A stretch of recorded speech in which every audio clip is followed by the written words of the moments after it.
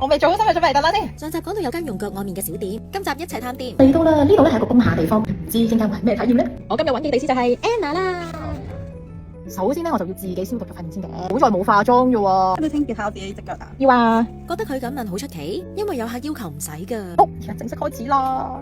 我隻腳有少少凍啊！哦，OK，好。露出迷之微笑，可能係我未諗到點欣賞，再感受下先。我係你第一個女仔客。係。通常揾你嘅係咩客咧？30幾咯，多嘅係白領，普遍工作壓力大之餘，同埋佢哋揾錢冇聽使。竟然係咁，我都想識下啲朋友啊。佢哋自講嘅。我試過咧，其實係咁樣對住佢隻腳仔嘅。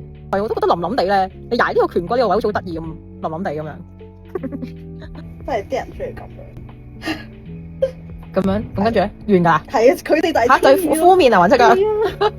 好啦，體驗完畢啦，只能夠話咧，佢係一個有趣嘅體驗，未係好睇透佢過中嘅樂趣。咁可能真係啲中意腳嘅朋友咧，會比較 enjoy 啦。咁好啦，中意我嘅分享咧，記得 follow 我啊！我係嘉蘭，下次見。你有冇遇到啲乜嘢奇怪嘅事嘅咧？公司係唔俾舐同埋奶嘅，咁我遇到一個掃緊塊面，跟住突然之間就想舐，跟住咧，跟住我咪踩佢，同埋即係我大聲叫嘅，咁老細會聽到噶嘛，咁老細會鬧佢，但我有警告過佢嘅。